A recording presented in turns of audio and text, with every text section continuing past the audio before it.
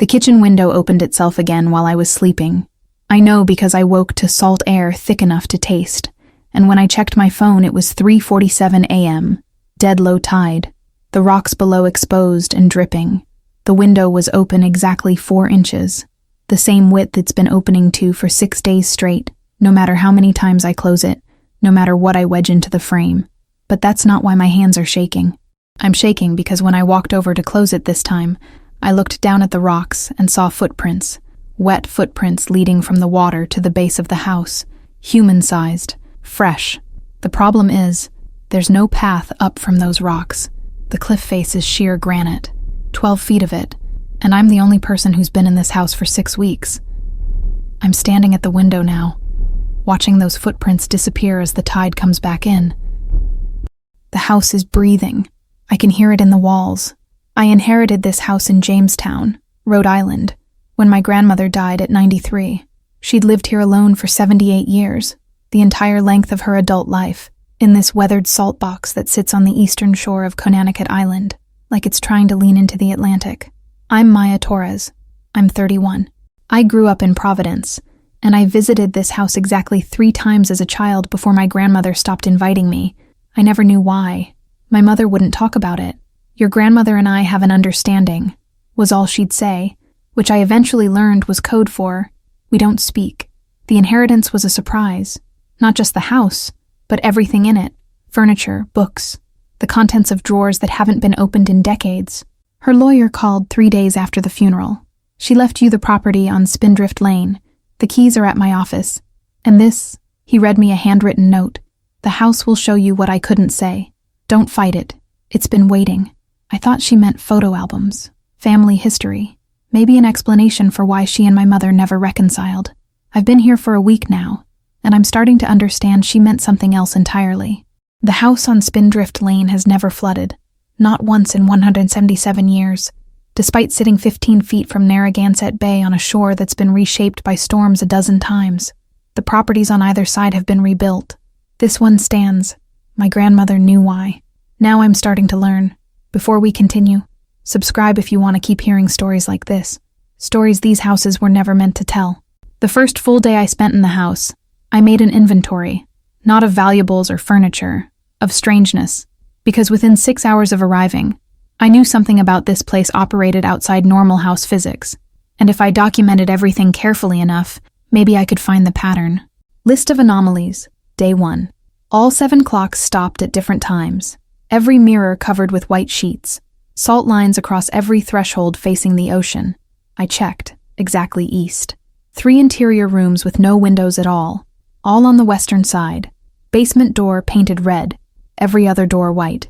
Window seat in my grandmother's room has wear patterns suggesting she sat there for hours every single day. The pantry door only locks from the outside. I'm a medical researcher.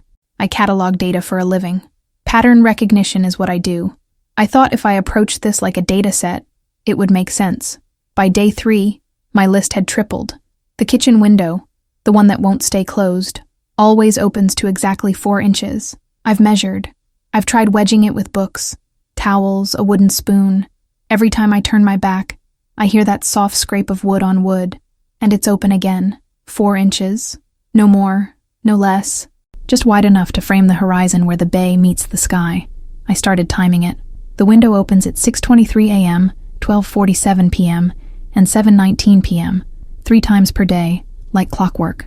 On the 3rd day, I looked up tide tables for Jamestown, Rhode Island, current year. High tide, 6:23 a.m., 12:47 p.m., 7:19 p.m. The window was opening at high tide, every single time. The upstairs doors opened themselves too, only the ones facing east. I'll close my grandmother's bedroom door, hear it latch, walk away, and when I come back, it's standing open at a precise 45-degree angle. The guest room door does the same thing. The bathroom door, which faces west, stays closed. I tested this systematically, closed every door in the house, then waited. The 3 east-facing doors opened within minutes, always to 45 degrees. Never more, never less. The west-facing doors stayed shut. I started photographing everything. Time-stamped images of the window at different states. Video of the doors opening by themselves. I thought if I could document it, I could explain it to someone. A structural engineer, maybe, or a paranormal investigator. But who would I show it to? And what would I say? My dead grandmother's house opens its own doors. On day 4, I started uncovering the mirrors. I don't know why this felt important, but every mirror in the house being covered made the place feel like it was hiding from itself, like my grandmother didn't want the house to see its own reflection. The first mirror I uncovered was in the upstairs hallway. Oval, oak frame, nothing special. I pulled off the sheet and saw myself, tired, confused, a woman who hadn't slept well in days. My hair was a mess. I had dark circles under my eyes that makeup wouldn't hide anymore. I looked like I'd aged 5 years in 4 days. Behind my reflection, the window at the end of the hall showed a slice of gray ocean. I turned to look at the actual window. The door to my grandmother's room was closed. I'd shut it myself 10 minutes earlier. I looked back at the mirror. In the reflection, the door stood open. I turned around again. The real door, closed. Back to the mirror, open. I stood there doing this for maybe 30 seconds, looking at the real hallway, then at the reflection, trying to understand why they showed different things. My brain kept trying to rationalize it. Different angle, trick of the light, old glass causing distortion. Then the actual door, the physical door I was staring at, began to swing open, slowly, smoothly, no sound except the hinges, which didn't creak. It opened to exactly 45 degrees, and stopped. The real door now matched the reflection. I walked down the hall, my footsteps loud on the old wood floor, and stood in the doorway of my grandmother's room. The space was exactly as she'd left it. The bed was made with hospital corners. My grandmother had been a nurse in her 20s, before whatever happened that made her stop leaving the house. The nightstand held a water glass, reading glasses, a Bible that looked like it hadn't been opened in years, and the window seat. That damned window seat. The cushion was compressed in the middle, worn thin from decades of use. The wood frame had grooves where hands had rested, where elbows had pressed. The view looked out over the bay, the same view that's been visible from this spot for 177 years. I sat down where my grandmother must have sat thousands of times, and I tried to see what she'd seen. Gray water, gray sky, the rocks below, dark and slick with seaweed. The horizon line where the bay met the Atlantic, barely distinguishable in the overcast light. Nothing special. Nothing that would justify sitting here every day for 78 years. What was she watching? I got up and went to her dresser. Most of it was empty. The hospice workers had probably cleared out her clothes. But the bottom drawer still had things. A jewelry box with costume pieces, old photographs, letters bound with string. I took the letters. That night, I found the first journal. I'd been avoiding the basement. Basements in 175-year-old houses are never pleasant, and something about the red door felt deliberately ominous, like it was painted that color as a warning. But I needed to check the foundation. If I was going to sell this place, I needed to know what I was dealing with structurally. The red door opened easily. No resistance, no dramatic creak, just smooth hinges and stone steps leading down. The basement was larger than I expected. The ceiling was low, supported by massive hand-hewn beams that still smelled faintly of creosote and age. The floor was dirt in some places, stone in others, and the walls, 3 walls were granite foundation blocks, 2 feet thick, mortared with something that looked like it had been mixed by hand in 1847. The 4th wall, the eastern wall, facing the ocean, was glass, not modern glass. Old glass, warped and thick and greenish, set in iron frames that had rusted at the edges, but still held firm. 6 panels, floor to ceiling, each one slightly different in clarity and color. And behind the glass, water, not bay water. This was underneath the house, underneath the foundation, a pool of dark water that pressed against the glass, like it was trying to get through but couldn't. I walked closer, my footsteps echoing in the empty space. The air smelled like salt and wet stone, and something older, something geological, like the smell of caves or deep wells. I put my hand on the glass. It was warm and wet on my side. Condensation, maybe, or something else. The water on the other side was absolutely still. No movement, no ripples, just dark water, pressing against the barrier, waiting. I stood there for 5 minutes, hand on the glass, trying to understand what I was seeing. The house sat on bedrock. I'd seen the geological surveys when I was researching the property. Solid granite. There shouldn't be water underneath it. And even if there was, even if somehow the bay had eroded a cavity beneath the foundation, the basement should be flooding. The glass was old. The frames were rusted. This should not be holding back water, but it was dry, completely dry. I pressed my other hand against the panel and felt something else, a vibration, rhythmic, like a heartbeat, but slower, much slower. A pulse that repeated every 6 or 7 seconds. Then I heard it, breathing, not from me, not from anywhere I could identify, just the sound of something enormous inhaling and exhaling, coming from the water, from the foundation, from the house itself. I pulled my hands away and back toward the stairs, my heart hammering. The breathing continued, steady, patient, and that's when I saw the journal. It was on a shelf built into the stone foundation, just a simple leather-bound book that looked like it had been there for decades. The leather was water-stained but intact, no dust on it, like someone had been handling it recently. I picked it up and opened to the first page. The handwriting was old-fashioned, careful. September 3rd, 1847. The house is finished. Father says it will protect us from the water. Mother says it will cost us everything. I think they're both right. My name is Sarah Thornton, and this is the record of what we agreed to. I stood there in that basement, holding a journal written 178 years ago by the woman who'd built this house, and I felt the first real spike of fear since I'd arrived. Because if Sarah Thornton thought she was making an agreement with something, and if that agreement had been maintained for nearly 2 centuries, then what was I doing by being here? What had my grandmother agreed to? And what, exactly, was I inheriting? I took the journal upstairs and didn't go back to the basement for 3 days, but I could still hear it, faint. But there, the house breathing, and every night, at dead low tide, the kitchen window opened itself 4 inches, always facing the ocean, always the same width, like it was trying to show me something I wasn't ready to see. I convinced myself it was grief, not mine, my grandmother's. 78 years alone in a house, isolated on an island, watching the ocean every single day. That does things to a person, makes them see patterns that aren't there. Makes normal house sounds seem like breathing, makes drafts and settling wood seem like intention. It's called apophenia, the human brain's tendency to perceive meaningful patterns in random data. My grandmother had been alone for most of her adult life. Of course she'd developed elaborate belief systems around the house. Of course she'd anthropomorphized it. The glass wall in the basement, probably an old cistern, maybe a remnant of the original foundation design. Some 19th century innovation for water storage that my grandmother had kept for sentimental reasons.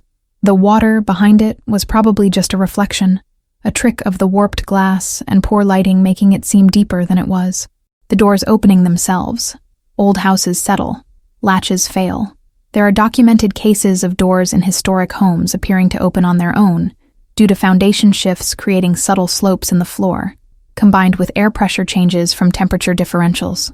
I'd read about this in graduate school, a whole chapter in my research methods textbook about confirmation bias and how people see what they expect to see. My grandmother expected the house to be alive, so she interpreted every creak and draft as evidence of consciousness. The mirrors, a superstition. Plenty of elderly people cover mirrors, especially after a death in the family. Jewish tradition does it during Shiva. Irish tradition does it to prevent the dead from being trapped. My grandmother had lost her mother, her sister Margaret, maybe others. Grief makes people do strange things.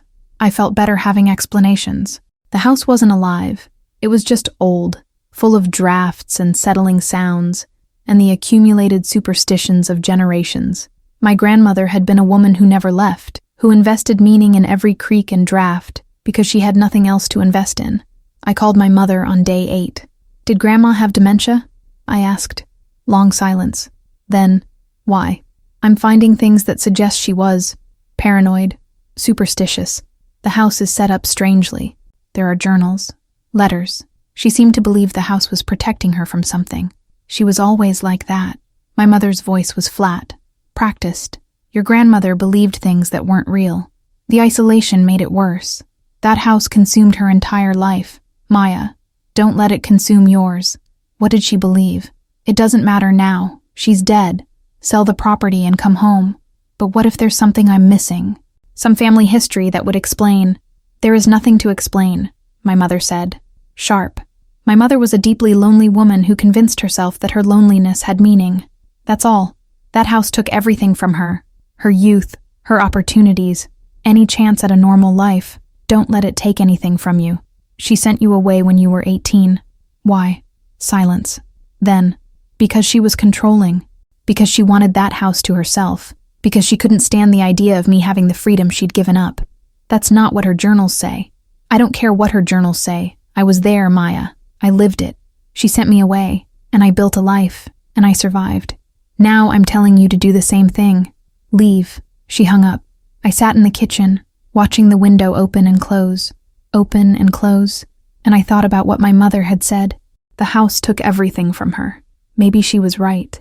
Maybe I was seeing patterns that weren't there because I wanted the house to be special, to be meaningful, to justify why my grandmother had wasted her entire life here. I started researching maritime superstitions.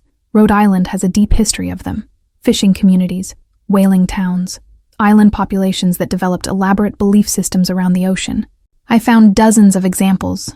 Covering mirrors to prevent the dead from returning through their reflections, salt lines for protection against spirits that came from the sea, threshold rituals to keep water from entering homes, red doors to mark the boundary between human space and ocean space, windows that must always face the water to acknowledge the sea's claim. Jamestown was isolated until 1940, when the bridges were built. Before that, the island community was genuinely separate from the mainland, accessible only by ferry, the kind of place where old beliefs would persist long after they'd faded elsewhere. I found academic papers about island mentality, how isolation breeds insularity, which breeds belief systems that seem bizarre to outsiders but make perfect internal sense. One paper specifically mentioned Jamestown, describing how residents in the 19th and early 20th centuries would perform elaborate rituals to negotiate with the ocean during storm season. Islanders understood themselves to be living on borrowed land. The sea had given them this space, and the sea could reclaim it at any time. Many families developed personal compacts with the ocean, promises to maintain certain practices in exchange for protection from storms. That's what my grandmother had believed. She'd thought the house had a compact with the ocean, that it was protected as long as certain conditions were met. It wasn't real. It was just island superstition, filtered through 78 years of isolation and grief. I felt the weight lifting. The house wasn't special. My grandmother wasn't a mystic guardian. She was just an old woman who'd gotten lost in her own head. Then I found the property records. Jamestown's Historical Society keeps digital archives of every deed, transfer, and major event going back to colonial times. I spent an entire afternoon going through storm records, flood maps, and damage reports. The house on Spindrift Lane has never flooded, not during the Great Gale of 1815, which reshaped the entire eastern shore. According to the historical record, waves reached heights of 15 feet, and every structure within 200 yards of the waterline sustained damage. This house, no damage. Not during the hurricane of 1938, the Long Island Express, which killed over 600 people and destroyed or damaged 90% of structures on Connecticut Island. The storm surge reached 12 feet in some areas. This house, no damage. Not during Hurricane Carol in 1954, storm surge 14 feet, or the nor'easter of 1978, storm surge 8 feet, or Hurricane Bob in 1991, storm surge 10 feet. No damage, not even minor flooding. Properties on either side, different story. The house to the north has been rebuilt twice, once in 1955 after Carol, and again in 1992 after Bob. The current structure is elevated on concrete pillars specifically designed for flood resilience. The house to the south was condemned in 1975 after a storm surge destroyed the foundation. The property sat empty for 20 years before being redeveloped. But this house, sitting at an elevation of only 18 feet above sea level, which should have been underwater at least a dozen times based on historical storm data, stood. I found a photograph from September 1938, taken from a boat in the bay, looking back at the shore. The image quality was poor, grainy black and white, but the caption was clear. Devastation in Jamestown, eastern shore after the hurricane. Houses collapsed, docks torn away, trees snapped at the base, the shoreline visibly altered, entire sections of beach just gone. In the background, barely visible but unmistakable, this house, intact, untouched, windows still in their frames, roof still on, not even damaged. I printed the photograph and brought it to the Historical Society the next day. The woman working the desk looked at it for a long time, She was in her 60s, gray hair pulled back, the kind of person who'd probably lived on the island her entire life. "Do you know anything about this property?" I asked, pointing to the house in the background. She set the photograph down carefully. "That's the Thornton house. I inherited it. From Ruth Thornton, my grandmother." "I know." She looked at me with something that might have been pity.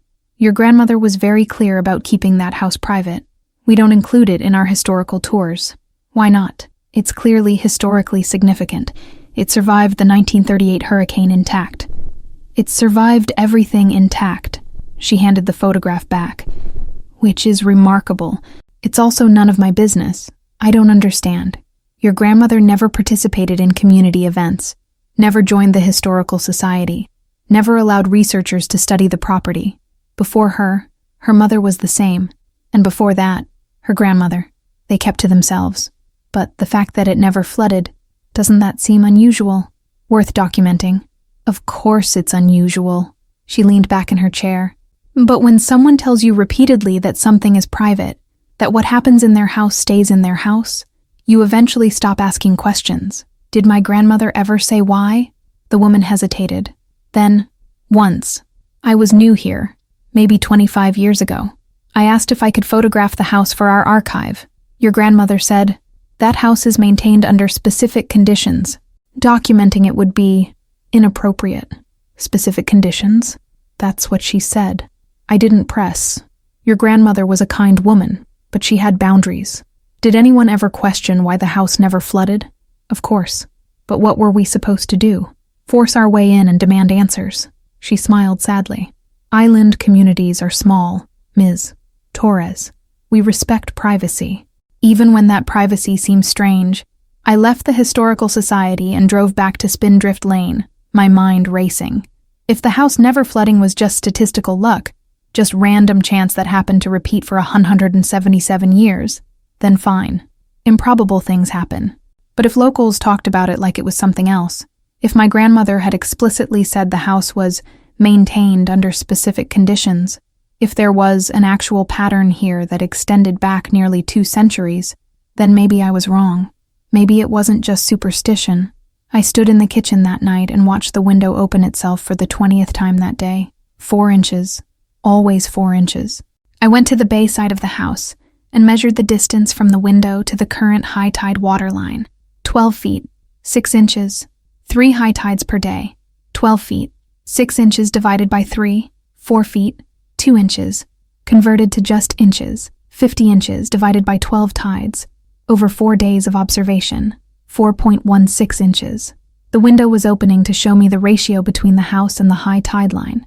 That wasn't superstition. That was data. I went upstairs to my grandmother's room and sat in the window seat. The cushion was still compressed from decades of use. The wood frame still bore the grooves of her hands, her elbows, her body positioned in exactly the same spot for 78 years. I looked out at the bay and tried to see what she'd seen. Not just water, not just ocean, something else. That night, I heard the breathing again, louder this time. Coming from everywhere and nowhere, walls, floor, foundation, the sound of something massive inhaling and exhaling, slow and patient and absolutely real. I wasn't imagining it. I wasn't projecting meaning onto random house sounds. The house was breathing, and I needed to know why. I didn't sleep that night. Instead, I searched the house systematically, looking for anything that would explain what I'd heard. Letters, journals, documents, anything that would tell me what my grandmother had actually believed versus what was real. I found them in the window seat. There was a compartment under the cushion, just large enough for 2 leather-bound books. I'd sat on this seat a dozen times without noticing, but when I pressed down on the corners in a certain way, the whole cushion lifted, revealing a space that had been hollowed out of the wooden frame. Both books were old. The leather was cracked and salt-stained, and the pages were yellowed and brittle. I opened the first one carefully. The handwriting was angular, old-fashioned, written with what looked like a fountain pen. September 3rd, 1847. The house is finished today. Father says it will protect us from the water that took my husband and sons. Mother says it will cost us everything. I think they're both right. My name is Sarah Thornton, and this is the record of what we agreed to. I sat down hard on the window seat, my heart pounding. Sarah Thornton, the original owner. The woman who'd commissioned this house after losing her husband and 2 sons in a fishing accident during a winter storm. The entries continued, dated sporadically. September 15th, 1847. The builder finished the basement wall today. I asked why glass instead of stone. He said, "So you can see what you're holding back." I didn't understand then. I do now. October 1847. I've been watching the wall in the basement every day. The water behind it should be flooding the house. The bay is higher than our foundation, but the glass holds, and the basement stays dry. I asked the builder how this is possible. He wouldn't answer. He left the island yesterday and hasn't returned. November 1847. I understand now. The house doesn't hold the water back through engineering. It holds it back through witness. As long as someone watches, truly sees what the ocean is owed, the barrier holds. The moment we look away, the moment we stop acknowledging the debt, the water takes what it wants. December 1847. Mother asked me today why I spend so much time at the window. How can I explain? If I stop watching, if I leave for more than 2 days, the basement floods. I tested this once. I went to Newport for 3 days. When I returned, there was 6 inches of water in the basement. It receded the moment I sat down at this window, the moment I started watching again. January 1848. People in town ask why I never leave. They think I'm grieving. They think I've lost my mind. Maybe I have, but I've also learned something they haven't. The ocean doesn't forget debts. This land should be underwater. This house should not exist. But it does, because I watch, because I acknowledge what the water is owed. March 1850. My daughter is 7 years old. She asks why we live here alone, why we never visit the mainland. I tell her we're protecting something. She doesn't understand yet, but she will. When I'm gone, she'll have to. I flipped through the rest of Sarah's journal. The entries became more sporadic, years between some of them, but the theme was consistent. Watching, witnessing, maintaining the acknowledgement. The last entry was dated 1892, written in shaky handwriting. I am 78 years old. I have watched this ocean for 45 years. My daughter Margaret understands now what will be required of her. I hope she forgives me. The house must not be empty. The water must not go unwatched. This is the bargain we made, and it holds until the line ends. I set Sarah's journal aside and opened the second book. The handwriting was different, neater, more controlled. The first entry was dated 1892. Mother died today.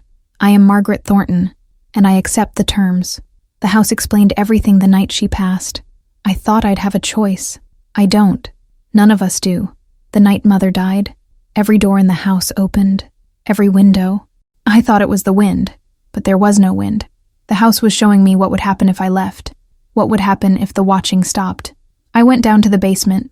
The glass wall, the one Mother spent 45 years watching through, was sweating. Not condensation, something else. The water on the other side was rising, pressing harder against the glass. I could see cracks beginning to form in the frame. I sat in Mother's window seat. I watched the ocean the way she'd watched it, and the water in the basement receded. The cracks disappeared. The house settled. I understand now. This isn't about the house. It's about attention. It's about someone being willing to look at the ocean every single day and acknowledge, you are owed this land. You will have it eventually. But not while I watch. Margaret's entries continued for 31 years, documenting the same patterns. Watching, maintaining the witness, testing the boundaries of the bargain. 1895. I tried to leave for a week. Went to Boston to see my sister. By the 3rd day, I felt physically ill. By the 4th day, I received a telegram. Flooding on Spindrift Lane. 3 houses damaged. Yours untouched, but basement shows water. I returned immediately.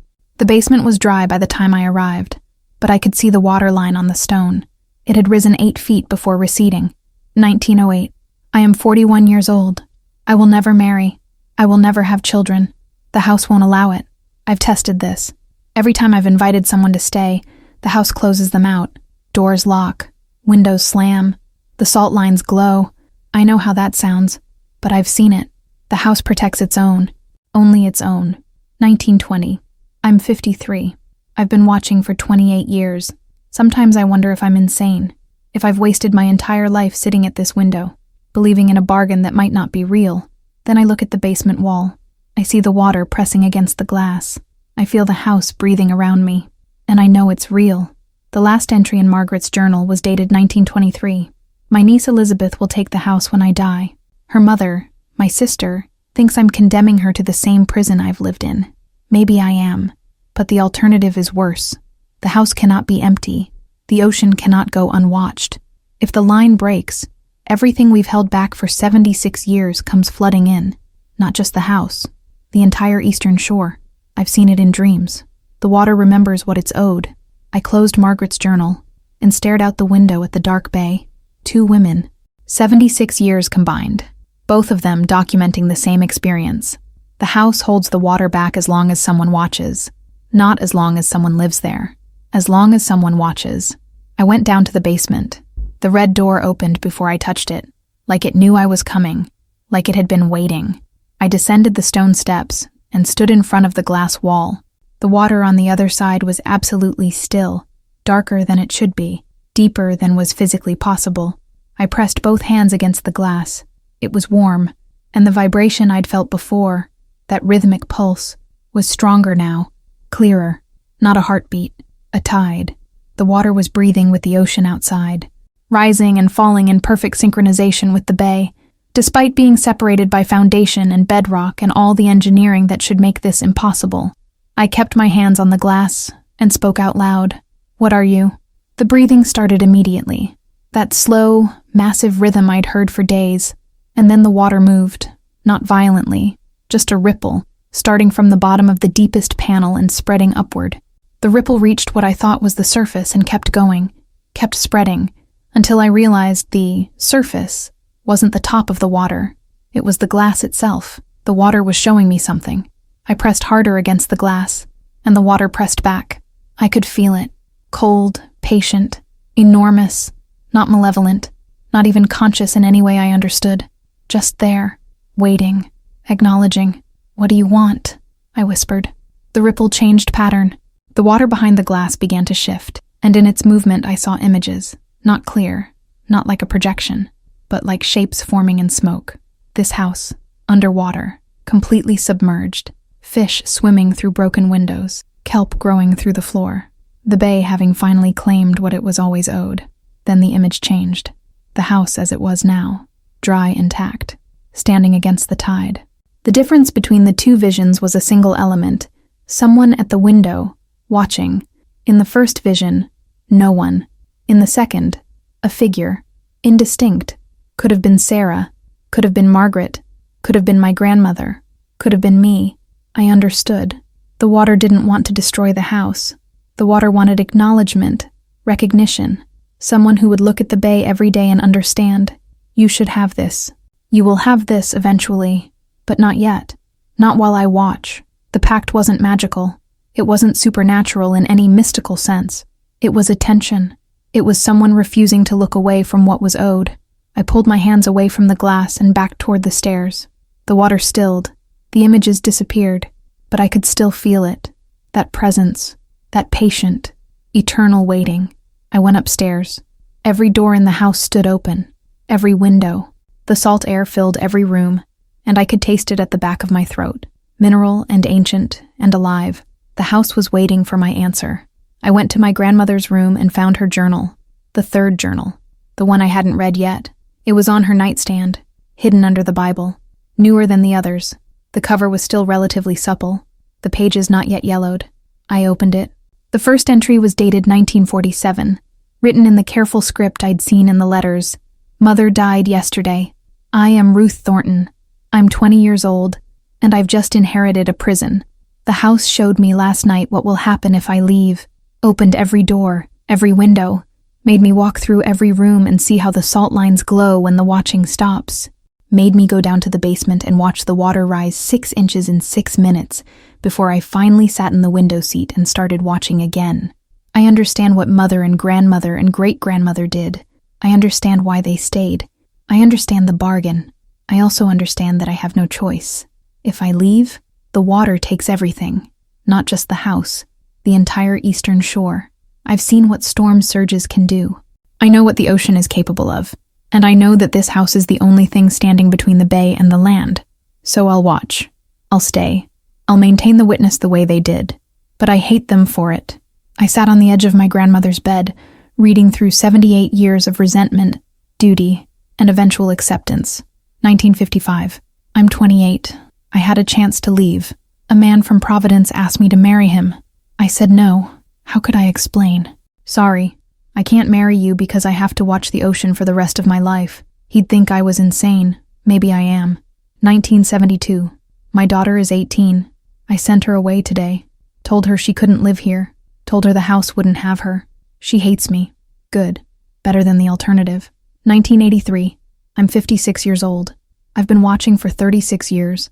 I've measured my entire adult life in tides. I know the ocean better than I know any human being. And sometimes I think, what if I just left? What if I just walked away and let the water take what it wants?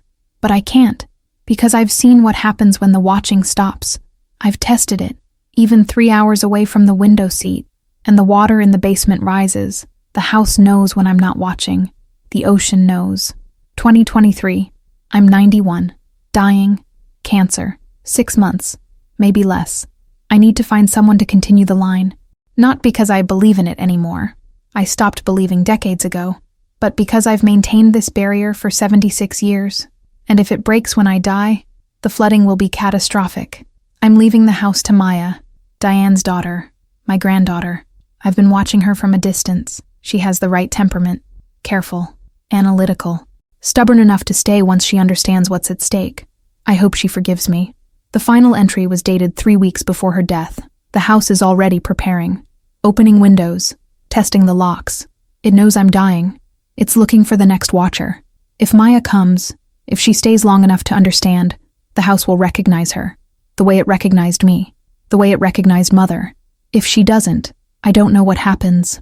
No one in 177 years has let the watching stop completely. I'm afraid we're about to find out. I closed the journal and sat in the growing darkness of my grandmother's room. 3 journals, 3 generations, 177 years of women who'd chosen, or been forced, to watch the ocean. And now it was my turn. The house was breathing. I could hear it in the walls. The tide was coming in. I could feel it in my bones. And somewhere deep in the foundation, water was pressing against glass, waiting to see if I would watch. If you're still listening, you're already part of this house. I started keeping my own journal the next day. Not because I thought anyone would read it, because I needed to document what was happening to me, how my perception was changing, how the house was teaching me to see. Day 12. I understand now why the doors open at high tide. It's not random. It's communication. Every time the water reaches its highest point, the house opens itself to face it, like acknowledgement, like saying, I see you. I know what you're owed. Not today. Day 15. I haven't left the property in 4 days. Not because I can't. The car is right there. The keys are in my pocket. But every time I think about driving back to Providence, something stops me. Not fear, just knowledge. If I leave, I'm breaking something that's been maintained for 177 years. Day 18. Called work today and quit my job. They thought I was having a breakdown. My supervisor actually asked if I needed mental health resources. I told her I was fine, just making a life change. She didn't believe me. Why would she? I'm staying in my dead grandmother's house to watch the ocean. Isn't a normal career transition. Day 21. The house is changing me. I can feel it. My sleep schedule has adjusted to the tides. I wake at low tide, sleep at high tide. My body knows when the water is closest. I dream about the glass wall in the basement. Sometimes I wake up with my hands pressed against the bedroom window, watching the dark bay, and I don't remember getting out of bed. I started researching the Thornton family line more systematically. Birth records, death certificates, census data, property transfers. What I found was striking in its consistency. Sarah Thornton lived in the house, 1847-1892, 45 years. Never remarried after her husband died. No recorded trips off island longer than 3 days. Died at age 78. Margaret Thornton, Sarah's daughter. Lived here, 1892-1923, 31 years. Never married. No children. Census records show her listed as head of household every decade. Died at age 56. Elizabeth Thornton, Margaret's niece. Lived here 1923-1947, 24 years. 1 daughter. Sent to live with relatives in Boston at age 16. Elizabeth never visited. Never remarried. Died at age 63. Ruth Thornton, My grandmother, 1947-2025, 78 years. One daughter, my mother, sent away at 18, never reconciled, died at age 93, 4 generations, 4 women, 177 years, each one following the same pattern: isolation, watching, maintaining the witness. None of them had chosen this freely. They'd all inherited it. They'd all tried to escape at various points. And they'd all stayed because leaving meant catastrophe. I found letters from Margaret to her sister Catherine in Boston, written in the early 1900s. You ask why I don't visit. You ask why I never leave this house for more than a day or two. How can I explain what I barely understand myself? The house needs someone, Catherine. Not to live in it. Anyone could do that. But to understand it. To see what it's doing. To maintain the witness. Father thought he could build something that would protect us from the ocean without cost. But there's always cost. The cost is attention. The cost is presence. The cost is watching. Every single day. And acknowledging what the water is owed. You think I'm mad. You've said so in your letters, though you try to be gentle about it. But I'm not mad. I'm the only thing standing between this house and the sea. That has to mean something. Another letter, dated 1920. I'm 53 years old. I've spent 28 years watching tides. I know the ocean better than I know any human face. I can predict storms 3 days in advance just by watching how the water moves at dawn. I can tell you when spring tides will be highest, when neap tides will be lowest, how the moon phase affects the currents in the bay. This knowledge is useless to anyone but me. I'll never teach it to anyone. I'll never write it down in any systematic way. When I die, it dies with me, unless Elizabeth accepts the house, unless she agrees to watch the way I've watched. Then maybe this knowledge continues. Maybe the barrier holds. I dream sometimes that I'm the last one, that Elizabeth will refuse, that the line ends with me, and the house finally returns to the ocean. Part of me hopes for that. Part of me is terrified of it. I read that letter 3 times, sitting in my grandmother's window seat, and I felt the weight of what Margaret was describing, the exhaustion of maintaining something that no one else could see or understand, the isolation of possessing knowledge that couldn't be shared, but also the purpose, the certainty that what she was doing mattered. I went back down to the basement. I'd been going down every day now, sometimes multiple times, pressing my hands against the glass, trying to understand what I was witnessing. The water behind the glass never changed in obvious ways. Always dark, always still, always pressing. But I was starting to see patterns, subtle variations in depth that corresponded to the tide outside. When the bay was at high tide, the water in the basement seemed deeper, more present. When the tide was out, it receded slightly, though never enough to expose what was underneath, never enough to reveal the bottom. I started bringing a chair down, sitting there for hours, just watching. It sounds crazy, I know, sitting in a basement staring at a glass wall, but something about it felt necessary, like I was learning a language that couldn't be taught, only absorbed through attention. And slowly, I began to understand what the water was showing me. It wasn't trapped. It wasn't fighting to get through. The glass wall wasn't a barrier keeping it out. It was a reminder, a visual representation of the agreement. You can have this house, eventually, but not yet. Not while someone watches. The water was patient, because patience always wins. The ocean takes everything eventually. Islands erode, shorelines retreat, houses collapse into the sea. It's just geology, just time. But time moves differently when someone's watching. I thought about my grandmother, sitting in that window seat for 78 years, watching the same tides rise and fall, day after day, season after season, year after year, never leaving, never looking away. What does that do to a person? I started finding out. By day 25, for I'd stopped sleeping in any regular cycle. I'd sleep when exhaustion forced me to, wake when the house woke me, usually at tide changes. I'd spend entire nights sitting in the window seat, watching the dark water, learning to distinguish between the sounds of different tide states. I learned that high tide sounds different from low tide. The rocks below make different noises depending on water coverage. Spring tides create harmonic resonances in the cliff face that neap tides don't. I learned to feel the house breathing, actually feel it. It wasn't imagination. The house expanded and contracted with the tides, microscopically, nothing you'd measure with instruments. But I could sense it. The walls would tighten when the tide was highest, like the house was bracing itself against the pressure, then relax as the water receded. The house was alive, not conscious, not intelligent in any human sense, but alive the way anything becomes alive when it's maintained the same pattern for 177 years. And I was becoming part of that pattern. I found my grandmother's medical records in her desk drawer. She'd been diagnosed with pancreatic cancer 18 months before she died, stage 4. The doctors had recommended chemotherapy, hospice care, palliative treatment.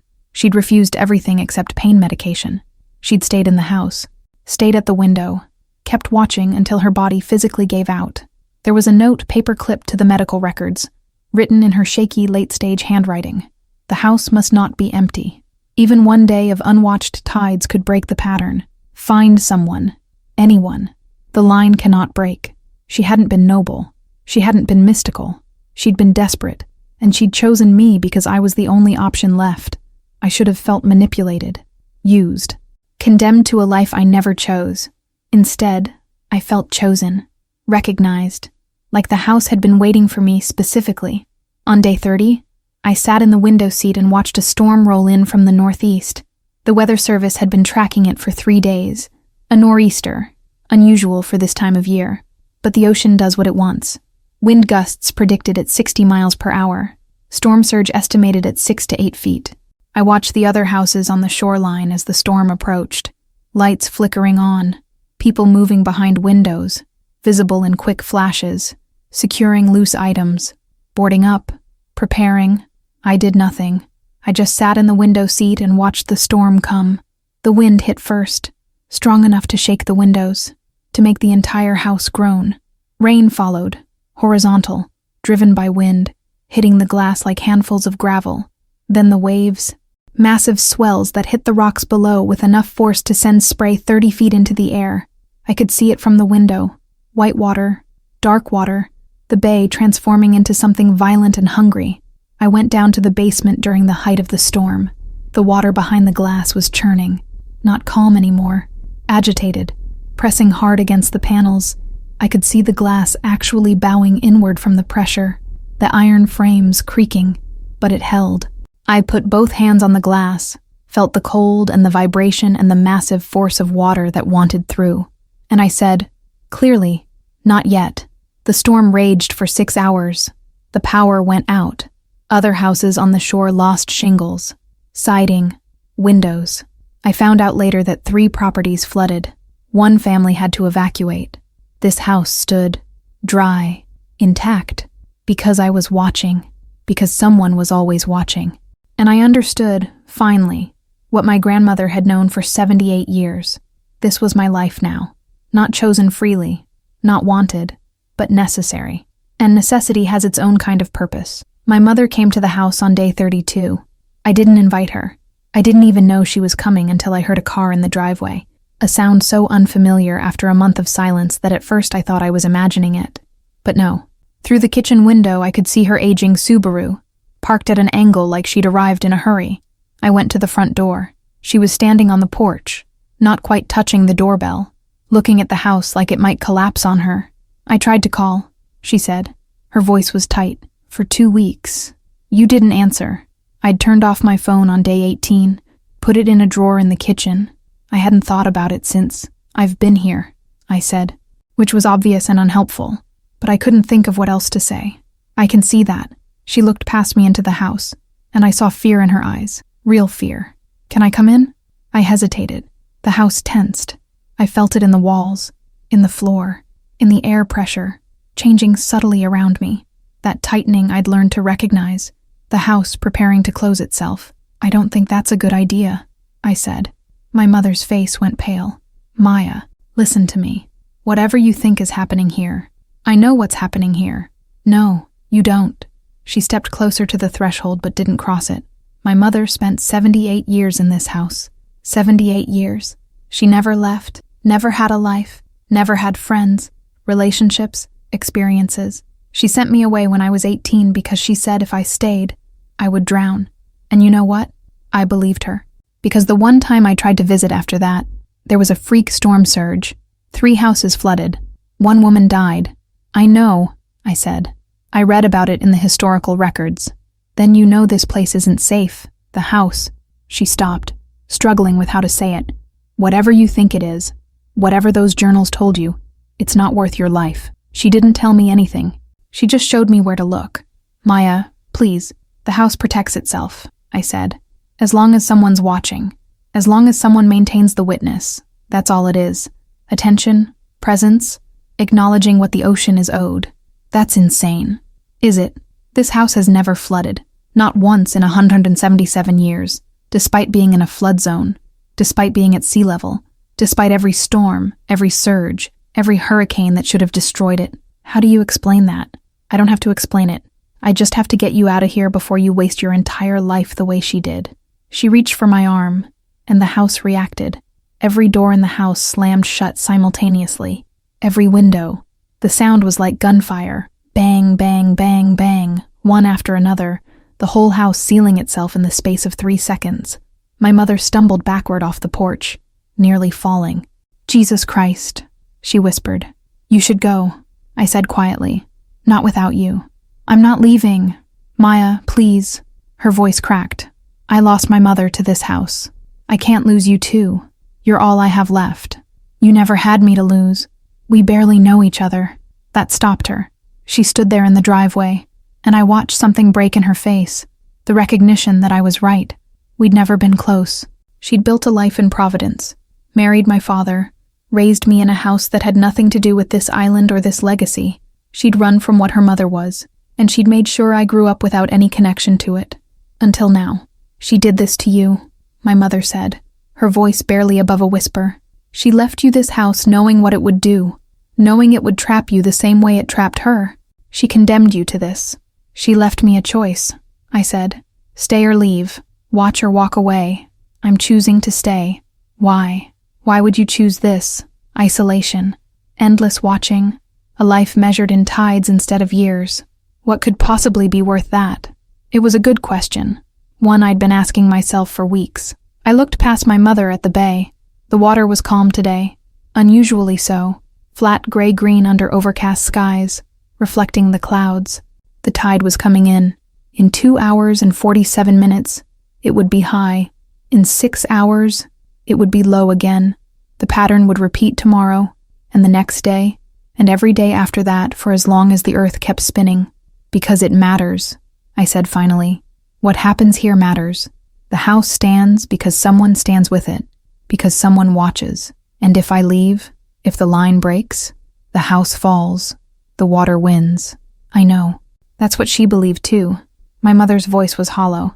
But Maya, houses aren't alive. Water is just water. Chemistry and physics and geology. There's no pact. There's no bargain. There's just an old woman who convinced herself she was protecting something, and that belief destroyed her life. Then why didn't it ever flood? She had no answer for that. We stood in silence. The house had opened its doors again, slowly, one by one, like it was relaxing, like it understood the threat had passed. My mother looked at me for a long time. Then she said, very quietly, "If you stay here, I won't come back. I can't. I can't watch you disappear the way she did. I can't watch you turn into her. I know. I'm your mother. I know that too." She turned away, walked to her car, stopped with her hand on the door handle. "Your grandmother loved you," she said without turning around. In her way, she thought she was giving you something precious, a purpose, a legacy. But all she gave you was the same prison she lived in for 78 years. Maybe, I said, or maybe she gave me the only thing worth having. Certainty. The knowledge that what I'm doing actually matters. My mother got in the car, sat there for a moment with her hands on the steering wheel. Then she drove away without looking back. I stood on the porch and watched her go until the car disappeared down Spindrift Lane. Then I went back inside. The house settled around me. Doors opened to their usual positions. Windows adjusted to frame the water. The salt air filled the rooms, and I breathed it in until my lungs ached. That night, I found my grandmother's final journal entry. It wasn't in any of the leather-bound books. It was on a single piece of paper, tucked into the back of her Bible, written in handwriting so shaky I could barely read it. "To whoever comes after me, I'm sorry. I know that's not enough. I know it can never be enough, but it's all I have to give you besides this house and this burden. The house chose you the same way it chose me, the same way it chose mother and grandmother before her. You probably think you have a choice. Maybe you do. I don't know anymore. But I'll tell you what I learned over 78 years of watching. This isn't a prison. It's a purpose. The world is full of people doing meaningless work, pushing papers, making money, building careers that don't matter, living lives without any real certainty about whether what they're doing has value. We know absolutely that what we're doing matters, that we're the only thing preventing something real and terrible, that our attention, our presence, holds back the ocean. Is it fair? No. Is it hard? Yes. Will you regret it sometimes? Every single day. But you'll also wake up every morning knowing exactly why you exist, exactly what you're for. And that certainty, that absolute knowledge of purpose, is worth every sacrifice. I hope. I've spent 78 years hoping it's worth it. Some days I believe it. Some days I don't. The house will outlive you. The pact will outlive you. But while you're here, while you're watching, you'll be part of something that's lasted nearly 2 centuries. You'll be the witness the ocean needs. I hope that's enough. It was for me. Most days, I read it 5 times, sitting cross-legged on my grandmother's bed, and I understood something I'd been avoiding. She doubted, even after 78 years, even after maintaining the watch longer than anyone else in the line. She'd never been certain it was worth it. She'd just been too afraid to find out what would happen if she stopped. I went to the kitchen drawer and took out my phone, turned it on for the first time in 2 weeks. 47 missed calls, 63 texts, emails from work, from friends, from my mother. I scrolled through them all, read the progression from concern to anger to fear. Then I deleted everything, every message, every voicemail. I turned the phone off, put it back in the drawer. Then I went to the window seat, sat down where my grandmother had sat for 78 years, where Margaret had sat for 31 years before that, where Sarah had sat for 45 years at the beginning. I watched the tide come in. The house breathed with me. I could feel it now, that rhythm, the expansion and contraction timed to the water outside. The ocean pressed against the glass in the basement. The pattern held. And I understood, finally, what the cost was. Not just my life. That was obvious. The cost was everything else. Every relationship. Every possibility. Every path I might have taken. All of it sacrificed to this one purpose. Watching. My grandmother had paid that cost. Her mother before her. Her grandmother before that. Sarah at the beginning, who'd lost her husband and sons to the ocean and built a house to hold it back. Now it was my turn. I wasn't happy about it. I wasn't sad. I wasn't anything. I was just there, present, witnessing. And for the moment, that was all the house needed. I maintained the watch for 3 more months. Every day, the same routine. Wake with the tide, sit in the window seat, watch the water, document the patterns in my journal, learn the language of waves and wind and pressure systems. My handwriting started changing. I noticed it around week 6, the script becoming more careful, more deliberate, like my grandmother's handwriting, like Margaret's before her. Day 67. The house opens different windows during different moon phases. Full moon, all eastern windows. New moon, only the kitchen window.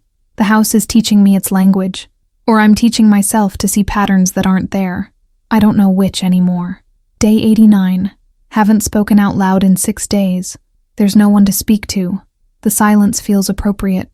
The house doesn't need words. It needs attention. Day 103. My mother called the police for a wellness check.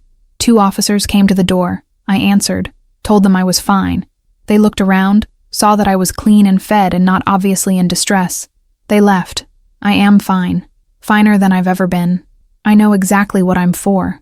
But something was wrong. I didn't recognize it at first. Just a feeling. Like the house was slightly out of tune. The breathing was the same. The tides were running on schedule. The glass in the basement held steady. But I felt hollow. Empty in a way that had nothing to do with solitude. I started reviewing my grandmother's journals more carefully, looking for something I'd missed, and I found it in an entry from 1989. I'm worried. The house doesn't need love. It needs presence. But presence without connection becomes mechanical. And mechanical witness isn't the same as true witness. The ocean knows the difference. I can feel it in the way the water presses against the glass, like it's testing, probing, seeing if the barrier will hold with diminished devotion on the other side. I used to love this. The watching. The certainty. Now it's just routine. I go through the motions because I'm afraid to stop, but the fear isn't enough. Eventually, the ocean will know I'm just performing the ritual without faith, and then the entry stopped there. I put the journal down and looked at my own entries. They were accurate, detailed, observant, and completely empty. I'd been documenting the house like a scientist documents an experiment, carefully, precisely, objectively, without any real connection to what I was seeing. I'd thought that was enough. I'd thought presence, physical presence, showing up day after day, was what the pact required. But it wasn't. The pact required witness, real witness, not just seeing, but caring about what you're seeing, not just watching, but feeling something about the watch. And I didn't feel anything anymore. I'd spent 3 months training myself not to care, cutting off my emotions, severing connections, emptying myself out. I'd thought that's what it meant to be a proper watcher, to become a mechanism, a pair of eyes in a window, present but detached. But my grandmother had loved this house. I could see it in her journals, the way she described the light on the water, the way she wrote about storms like they were living things. She'd sacrificed everything, yes, but not because she was empty, because she was full of devotion. I had none of that. I'd turned myself into a hollow thing, present but not witnessing, and the house knew. I went down to the basement. The water behind the glass looked the same as always, dark, still, pressing gently against the panels. But when I put my hands on the glass, I felt the difference. The pressure was less. The water wasn't pressing as hard. It was pulling back, testing, probing, seeing if the barrier would hold with only mechanical witness on the other side. "No," I whispered. "I'm here. I'm watching." But the water knew I was lying. I ran upstairs and called my mother. For the first time in 3 months, I wanted to hear another human voice, needed to hear that I wasn't the only person left in the world. She answered on the first ring. "Maya, I can't do this," I said. The words came out in a rush. I thought I could. I thought if I just showed up, if I maintained the routine, it would be enough, but I can't. I'm not her. I'm not grandmother. I can't be what this house needs. Silence on the other end. Then, "Come home. Right now. Pack a bag and come home. But if I leave, then it falls. Let it fall, Maya. It's just a house. It's not just a house. It is. And you're not responsible for it. You never were. She had no right to do this to you." I looked out the window at the bay. The tide was high. The water had come closer than I'd ever seen it, within 8 feet of the foundation. "Testing. I need to think," I said. "There's nothing to think about. You're leaving. Tonight. I'm coming to get you. What if the pact is real? What if I'm the only thing holding the water back? Then someone else will watch. Or no one will. Either way, it's not your burden." A pause. "Maya, listen to me. You have your whole life ahead of you. Don't waste it on a house. But, no buts. I'm getting in my car right now. I'll be there in 40 minutes. Be ready." She hung up. I sat in the window seat, phone in my hand, trying to understand what I was feeling. Fear? Yes, but not of the water. Not even of the house falling. Fear of letting go. Fear of admitting I'd failed. Fear of being wrong about everything I'd convinced myself was true. I went through my grandmother's journals one final time, searching for an answer, and I found it in Sarah Thornton's original entry, in a passage I'd skipped over the first time. The builder asked me what would happen if no one kept watch. I told him I didn't know. He said, "Then maybe it's time to find out. Maybe the ocean doesn't need your watching. Maybe it would leave the house alone anyway." I dismissed him the next day, but I've thought about his words for weeks. What if he was right? What if the pact only exists because I believe it does? What if the house would stand regardless? But I can't risk it. My son's drowned. My husband drowned. I will not let the water take anything else from me, even if that means watching until I die. She'd never known if the pact was real. She'd just been too afraid to test it. Her daughter had inherited that fear, and her granddaughter, and my grandmother. 4 generations of women who'd never asked the fundamental question, what happens if we stop watching? I stood up from the window seat. I walked through every room of the house, opening drawers, looking at my grandmother's life, photos of her at different ages, always alone, books she'd read, margins filled with notes in that careful script, a closet full of dresses she'd bought but never worn because she never went anywhere. 78 years compressed into these rooms, measured in tides instead of years. I went down to the basement one last time. The water was pulling back more now. The glass was dry on my side. No condensation, no dampness, like the water was retreating, preparing to let go. I put my hands on the glass and said, "I'm sorry. I can't be what you need. Maybe nobody can. Maybe nobody ever should have tried." Then I went upstairs, packed a small bag with clothes and my laptop, and walked out the front door. I didn't look back. I drove to Providence, to my mother's house. She was waiting on the porch. She hugged me so tight I couldn't breathe, and I realized I couldn't remember the last time she'd hugged me. I slept for 16 hours straight. When I woke up, I checked the news obsessively. Weather reports, local Jamestown news, emergency alerts. Nothing. No storms, no flooding, no freak weather events. The house was still standing. A week later, I drove back to Spindrift Lane. I had to know. The house looked exactly the same from the outside. Weathered, gray, perched on its rocky foundation like it had been for 177 years. I used my key. The door opened easily. Inside, everything had changed. The windows were all closed, firmly closed, not just resting. I tried to open the kitchen window, the one that had opened itself to 4 inches every day. It was stuck, painted shut, or swollen from humidity. It wouldn't budge. The doors didn't open themselves. The salt lines had faded to barely visible traces. The house was quiet, completely quiet. No breathing in the walls, no sense of presence. Just an old house, empty, still. I went down to the basement. The red door was slightly ajar. I pushed it open and descended the stone steps. Where the glass wall had been, there was now solid foundation. Stone blocks, mortared together, looking like they'd been there since 1847. No glass, no water, no breathing presence. I stood there for 10 minutes, staring at the wall, trying to understand. The glass had been real. I'd touched it. I'd felt the water pressing against it. I had photographs on my phone. I checked, and yes, there they were. Images of the glass panels, the dark water behind them. But now, just stone, like it had never existed. I went back upstairs and sat in the window seat one last time. The view was the same. Gray water, gray sky, rocks below, but I felt nothing. No connection, no purpose, no weight. The house had released me, or I'd released it, or we'd released each other. I put the property on the market that afternoon. It sold in 6 weeks to a family from Boston. Young couple, 2 kids. They loved the ocean view. They thought it was a steal. Historic house, waterfront property, surprisingly good condition for its age. They renovated the entire interior, painted everything white, installed central heat and air, turned it into a vacation rental.